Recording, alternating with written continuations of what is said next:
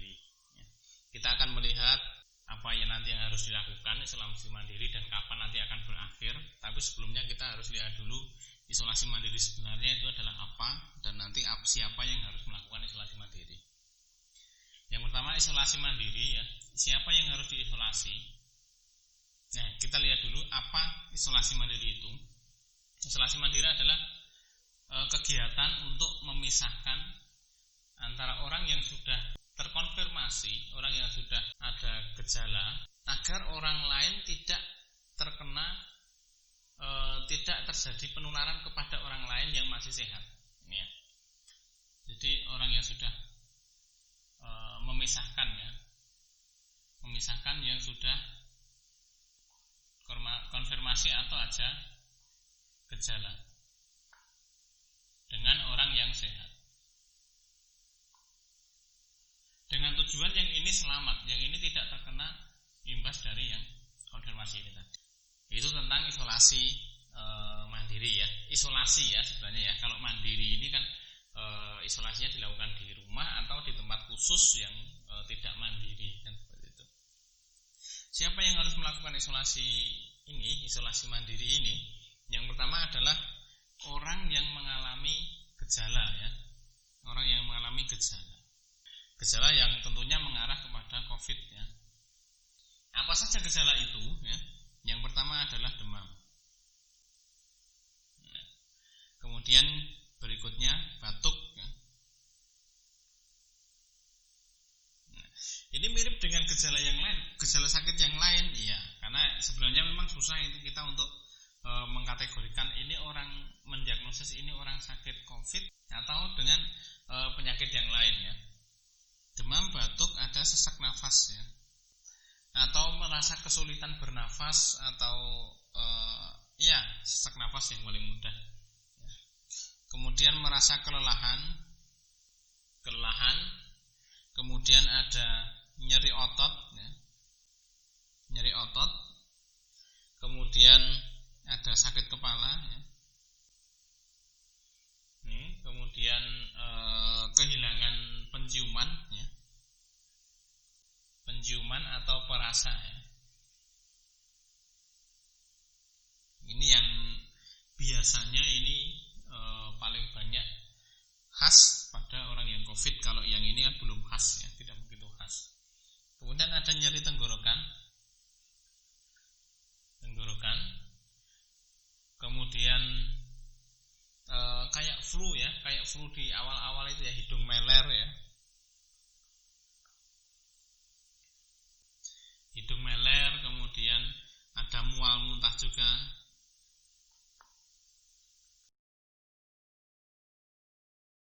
kemudian ada diare ya.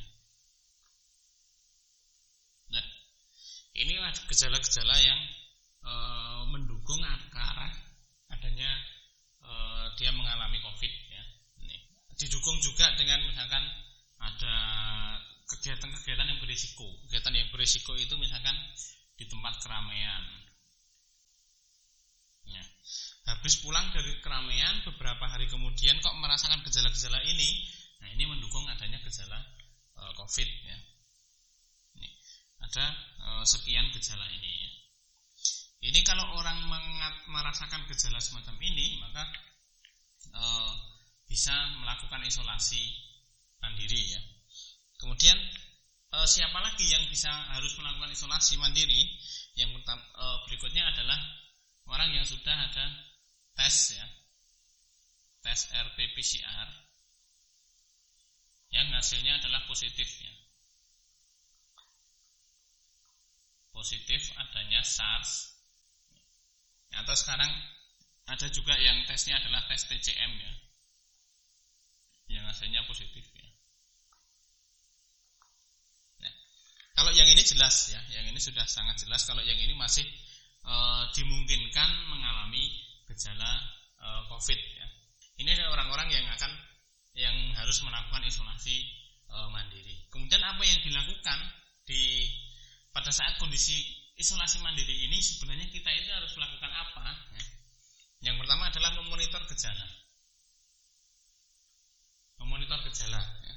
Gejala apa? Gejala yang ini tadi ya. Gejala yang ada sekian ini tadi adalah kita melakukan pemantauan gejala ya. Kalau di Indonesia ini kan ini memantau gejala ini kemudian bekerja sama dengan ya kita laporkan gejalanya kepada dinas kesehatan ya, dinas kesehatan yang paling dekat atau yang lebih dekat lagi adalah puskesmasnya. Kadang juga dikasih formulir ya,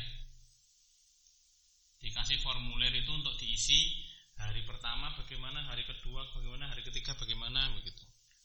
Kemudian dengan memonitor gejala ini kemudian kalau terjadi perburukan maka harus ada tindak lanjut ya. Jadi kita berkontak langsung ya, melakukan kontak ya, lewat call ya, lewat telepon atau bagaimana menghubungi orang lain untuk bisa memberikan pertolongan kepada kondisi kita yang seperti apa yang perlu mendapatkan pertolongan.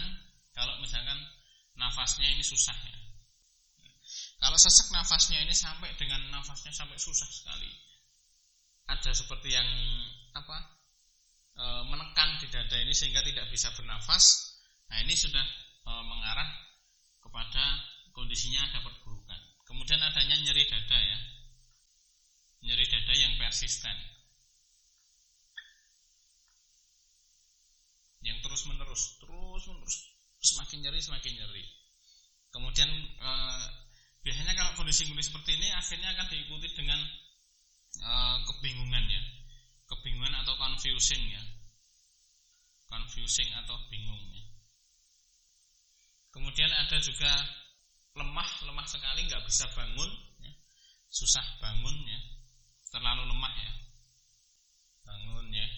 Kemudian ada cyanosis ya, kebiruan bibirnya, wajahnya ini membiru ya, membiru atau bibir ya. Ini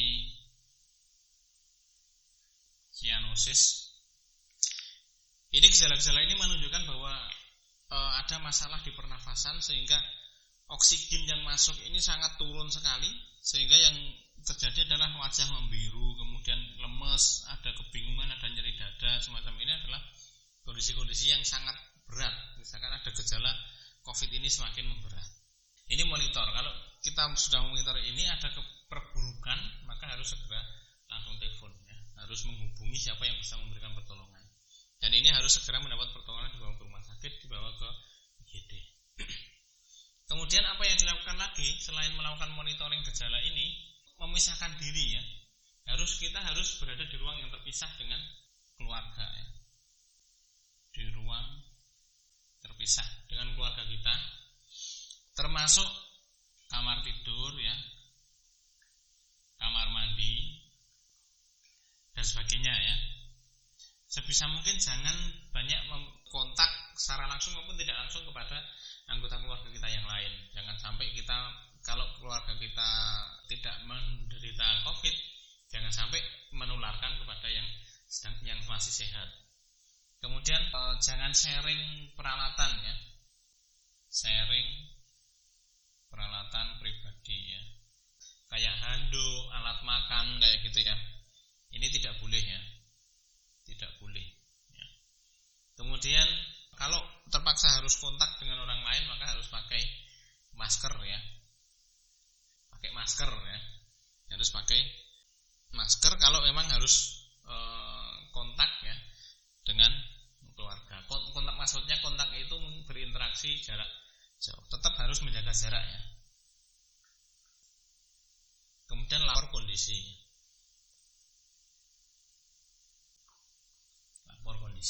Inilah yang harus dilakukan ketika kita menjalani isolasi mandiri ya. Kemudian kapan isolasi mandiri ini harus diakhiri, harus berakhir ya? Ada beberapa kriteria ya. Kalau orang ini bergejala dengan gejala yang ringan, misalkan seperti demam, batuk, sesak nafas, kelelahan, misalkan tidak harus mondok ke rumah sakit ya, maka isolasi mandiri ini berakhir setelah 10 hari dari pertama kali mengalami gejala ya. Dari pertama gejala. merasakan sesak nafasnya hari tanggal 1, kemudian melakukan isolasi mandiri, maka hari ke-10 ya, hari ke-10 itu sudah berakhir, hari yang terakhir, kemudian hari ke-11-nya sudah masuk ke istilahnya selesai isolasi.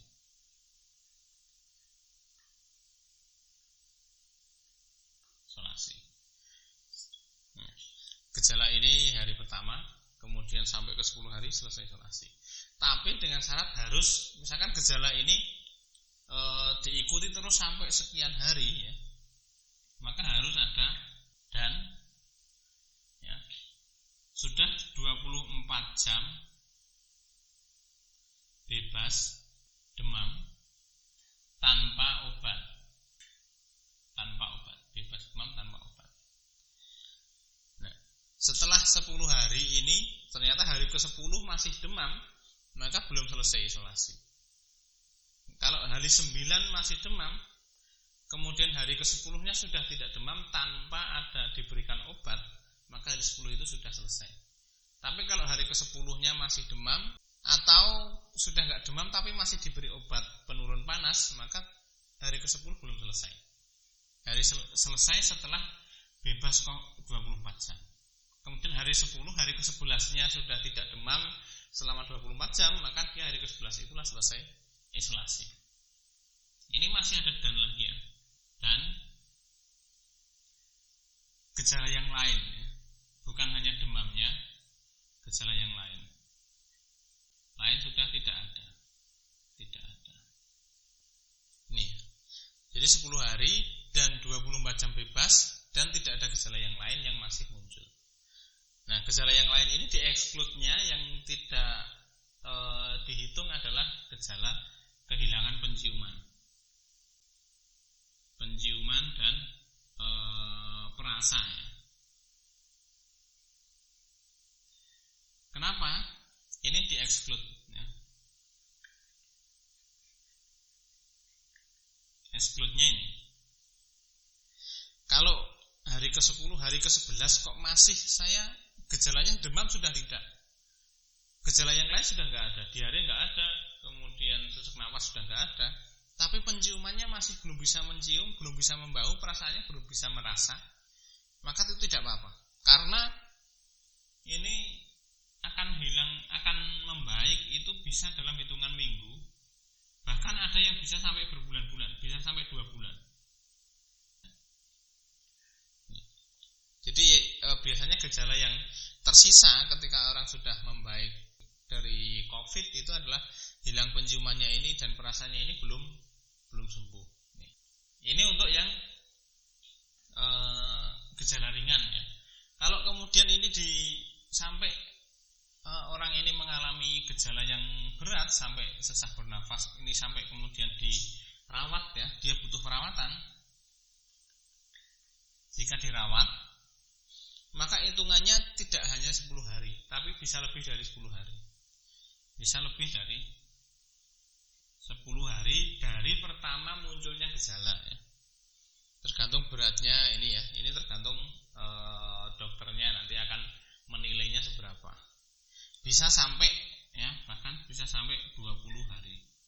Misalkan hari pertama sesak nafas, gejala ringan, kemudian hari maksudnya mulai muncul gejala, kemudian hari biasanya memberat ya, hari keberapa memberat sampai dirawat di rumah sakit, maka hitungannya tidak 10 hari dari gejala pertama, tapi bisa tergantung dokternya, bisa sampai 15 hari, beberapa hari, bahkan bisa sampai 20 hari dari gejala pertama. Ini jika kondisinya memberat, termasuk jika dengan ada komorbid. Jika ada komorbid juga hitungannya akan sama. Kemudian jika tidak ada gejala pada orang yang tanpa gejala sama sekali, misalkan ada swab ya, dia mengalami kontak erat kemudian di swab, tidak ada gejala, di swab, setelah swab ada ternyata positif ya, maka hitungannya adalah 10 hari dari pemeriksaan ya, dari pemeriksaan swab. Nah, misalkan tanggal 2 itu di swab, sampai kemudian 10 hari tidak ada gejala, maka hari ke-10 dari tanggal 2 sampai tanggal 11 itu sudah tanggal 12-nya itu sudah selesai isolasi. Ini teman-teman yang bisa kita bicarakan tentang isolasi mandiri di rumah. Kalau ada kondisi semacam ini, terpaksa kemudian kita harus melakukan isolasi mandiri, apa yang harus kita lakukan? Kurang lebih diantaranya adalah ini tadi ya. Ini referensinya dari cdc.gov, silahkan dibuka, dipelajari ya. Ini mudah-mudahan bermanfaat bagi kita semua. Assalamualaikum warahmatullahi wabarakatuh.